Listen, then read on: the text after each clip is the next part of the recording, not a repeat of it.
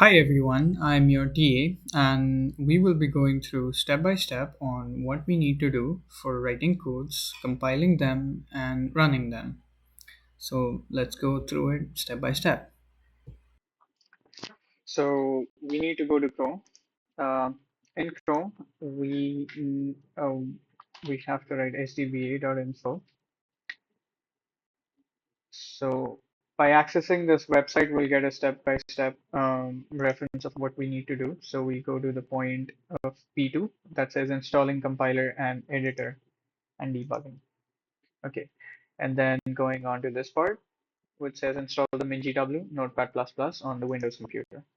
Now, you can read all of this for your help, but just to make things short, we need to do two things. We need to have first a text editor, and the second thing that we need is to have a compiler and linker. So let's go ahead with a text editor. Why do we need a text editor? Now, you might think that a text editor would be Microsoft Word, but it's not a text editor because it has some formatting that is associated with it. So the other text editor that we have is Notepad, that is already there in all the systems that we use, the Windows system. But as you can see, Notepad looks like this, and we can write anything that we want, not Chinese, English, yes. And it looks like this. It has no formatting options, like you cannot make it bold, you cannot make it italic, you cannot change the color. It just looks like how text is supposed to look like. But we have a better suggestion that we should use a text editor called Notepad++. So let's go and install this. So by clicking on that link, we can go over here and click on the current version, go download. After clicking this button, it has started downloading now. Okay, so after it has been downloaded, let's click on this and click OK, and next, I agree, next, next, install. That's how simple it is to download Notepad++. And then we run it. Okay, we'll come back to this after some time. So now our next step is to scroll down and install the compiler or the linker. Now, why do you need this? You need this because whenever you write your program in your C program, you need a compiler so that it can translate whatever you have written into a binary machine code that the computer can understand. Okay, so the steps following this is pretty easy. Go down here and you have one, two, three, four, 9 steps. Okay, so first step, we go over here. We go to MinGW homepage and click download. Okay, click on this, install, continue.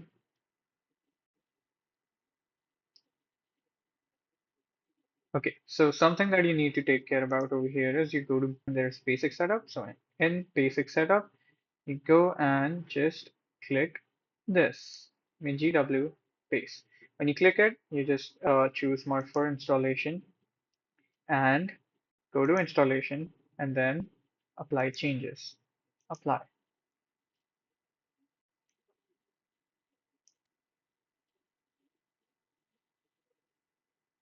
Now, going to step number 6. After this is done,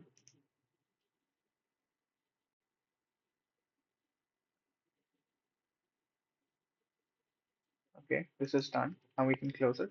So now we need to, looking at point number 6, we go to the C drive, and inside C drive we find a folder called MinGW. Now we are told to change this MinGW folder name to SDBA. Let us not do that right now so that we can see why this is important. Let's go to the next step. So in step number 7, we download this course specific files. So we click over here. The course specific files gets downloaded. Okay. Now, this is a zip file. In order to access this, you either need to unzip it, but the easiest way to go through it is just copy all of this. You don't need a software. You copy this, you go to your C drive, you go into this folder, and you paste it. Now, uh, I know that you should have changed the name to SDBA before, but the reason I am telling you this before afterwards is because you see this ANSI, it has no icon right now. But we go back and we change it to SDBA. Now we go inside. Now you will see that this ANSI has an icon. And since it has an icon, now you can open it. Now it will say, okay, it's trying to protect your PC, but this is totally fine. So you go and run it anyway. And this is what it looks like. Now you can start running your programs. Unzipping it, you could have downloaded 7-zip, but that's not really necessary. So now that we are done with our installation part, let us start by coding our first program in C. Let us do what every programmer does when they start their journey. Hash include standard input output int main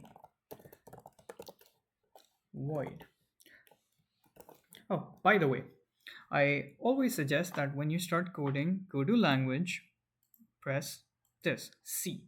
What this does is, as you can see, the colors has changed. What we're doing is we're telling Notepad++ that we are coding in C language. This then highlights the keywords, and this way the code is easier to recognize. Okay, so let us print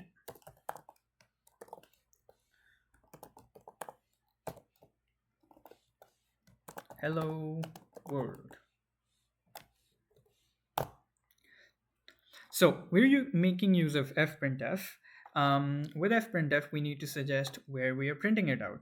Here it is standard out. Standard out for Windows means the monitor.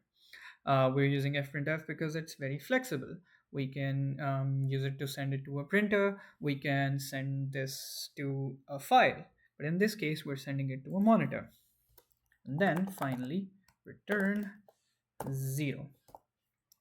Now that we are done um, coding, we need to save this file. So it's very important that we save it into the folder SDBA that we have made recently. So SDBA, and over here, let's call it hello.c. Oh, by the way, the reason why we are using a Notepad++ is, let's say we copy this and we paste it into Notepad. You can see the code looks bland. It's just simple text. But with Notepad++, we can see the keywords. When we have these curly brackets and we press enter, we get automatic indentations. So we have a lot of perks when we're using Notepad++ for coding. Okay, so now that we have saved it, let's go to the folder and open ANSI. Okay, allow it. Now, this is where we compile, link, and run. This is what we need to do for our program. So for compiling, we type gcc -c -wall.